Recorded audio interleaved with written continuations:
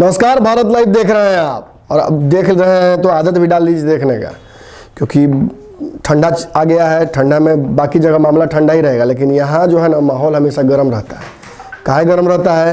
क्योंकि राजनीतिज्ञों की एक ऐसी नस होती है जिसको पकड़ने हमें आता है। बिहार में मौजूदा नीतीश कुमार की भी नस हमने पकड़ी है। सरकार तो चल रही है, लेकिन क्या सरकार की तरह चल रही है? क्या नीतीश कुमार का जो रौब था शासन चलाने का, क्या वो रौब दिख रहा है आपको? क्या सरकार के कैबिनेट की बैठकों का दौर जो इस तरह से चलता था उस तरह से चल रहा है? क्या बिहार में नीतीश कुमार के शासन में 15 साल आपने जीवन बिताया है? क्या आपको लगता है कि ये जो महीना पिछला बीता है ये नीतीश कुमार के शासन जैसा लग रहा है? नहीं लग रहा है ना, क्योंकि बिहार में मौजूदा सरकार को भाजपा चला रही है, भाजपा लीड कर रही है और नीतीश कुमार धीरे धीरे असहजता की पराकाष्ठा पर पहुंचते जा रहे हैं। अब सरकार चलानी है, मजबूरी है। अब राजद के साथ जाकर नीतीश कुमार फिलहाल तो सरकार नहीं बना सकते हैं और भाजपा भी जानती है कि नीतीश कुमार की आवश्यकता है। फिलहाल परिस्थितियाँ अगर चुनाव में थोड़ी बदली होती, अगर कहीं ना कहीं चिराग पासवान कुछ सीटें लेकर आ जाते तो शायद भाजपा के पास एक ऑप्शन होता, लेकिन मौजूदा दौर में नीतीश कुमार जहर पीकर भी सरकार चला रहे हैं।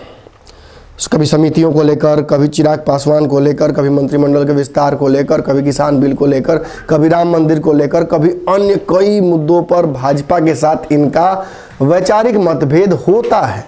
दोनों अलग अलग पार्टी हैं, दोनों का संविधान अलग अलग है। जहाँ नीतीश कुमार की पार्टी काफ़ी सेकुलर पार्टी है, वहीं भाजपा पोलराइजेशन पॉलिटिक्स करती है। लेकिन अब इस मजबूरी की वजह से ही इन दोनों को एनडीए का हिस्सा बनना पड़ा और मजबूरी में ही सरकार बनानी पड़ी। और मजबूर सरकार कितने दिन चलेगी, एक बड़ा सवाल खड़ा हो रहा है।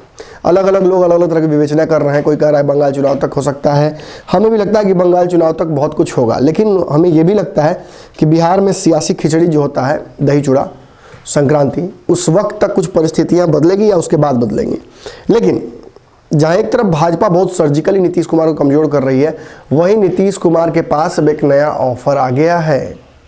जी हाँ, आप सही सुन रहे हैं, नीतीश कुमार के पास एक ऑफर आया है राजद की तरफ से। राजद के मुख्य प्रवक्ता भाई वीरेंद्र ने, जो कि मनेर के विधायक भी हैं, उन्होंने एक ऑफर दे दिया नीतीश कुमार को और कहा है कि आपके पुराने सारे पाप धुल जाएंगे अगर आप एक बार फिर सोच लेते हैं।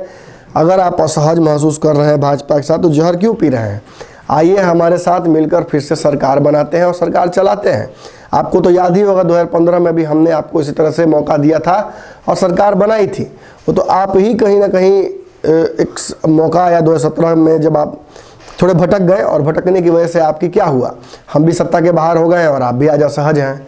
तो छोड़िए इन सब पुरानी बातों को, आइए एक बार फिर से राजद के साथ मिलकर सरकार बनाइए और इस सरकार बनाने के साथ साथ आपके पुराने पापों को भी हम भूल जाएंगे। देखिए, ये भाई वीरेंद्र का पर्सनल बयान हो सकता है, लेकिन राजद ने अब तक इस मुद्दे पर कोई स्पष्ट बयान नहीं दिया। मैंने आपको पहले भी कहा था कि अगर रघुवंश प्रसाद होते, जो कि अब नहीं है, तो शायद परिस्थितियां अलग होती। रघुवंश प्रसाद प्रयास करते नीतीश कुमार को साधने की, रघुवंश प्रसाद प्रयास करते नीतीश कुमार को पहले ही ऑफर दे चुके होते। लेकिन अब जब रघुवंश प्रसाद नहीं है तो कहीं ना कहीं ये जो बीड़ा है वो उठा लिया है सीधे तौर पर भाई वीरेंद्र ने।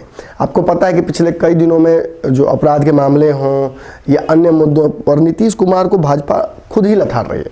अब तो भाजपा ने नीतीश कुमार को ये भी कह दिया है कि आप भ्रष्टाचारी हैं। तो सोचिए, ऐसे कई मुद्दों पर भाजपा के लोग नीतीश कुमार को लेकर काफ़ी क्रिटिकल है। इशारा उनका स्पष्ट है कि क्या करना है नीतीश कुमार के साथ। अब नीतीश कुमार के पास एक ऑफर आ गया है, हालांकि इस ऑफर के साथ अंडरलाइन भी है कि पुराने पापों की बात की गई है, उन्हें माफ़ किया जाएगा। अब तेजस्वी यादव माफ़ करेंगे, राबड़ी देवी माफ़ करेंगी, कार्यकर्ता राजद के माफ़ करेंगे, या तेजस्वी यादव लालू यादव माफ़ करेंगे। कौन माफ़ करेगा, इस पर भी एक बड़ा सवाल खड़ा होता है। और एक और सवाल खड़ा होता है कि इस ऑफर के बाद अब जदयू के लोग, जदयू के प्रवक्ता जो कि काफ़ी दिन से चुप हैं, क्या बोलेंगे? नीतीश कुमार इस ऑफर पर किस तरह से रिएक्ट करेंगे? क्योंकि देखिए, नीतीश कुमार जिस जगह पर हैं वहाँ कहीं ना कहीं वो कंफर्टेबल नहीं है और हर कोई चाहता है कि अगर बस में भी आपको सीट नहीं मिलती है तो आप चाहते होंगे कि थोड़ा कंफर्टेबल होने का मौका मिले।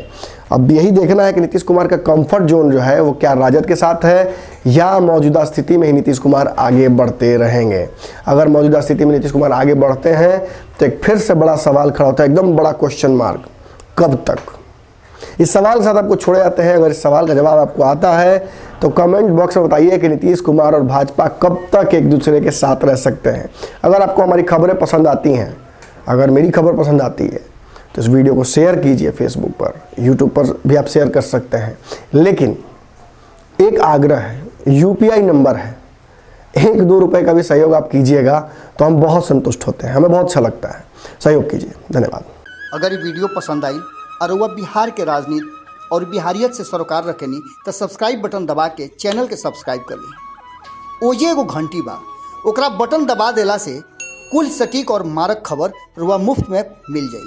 अगर रुआ पत्रकारिता के हमनी के नया प्रयोग में सहयोग कर चाहतानी तो ज्वाइन बटन दबा दी।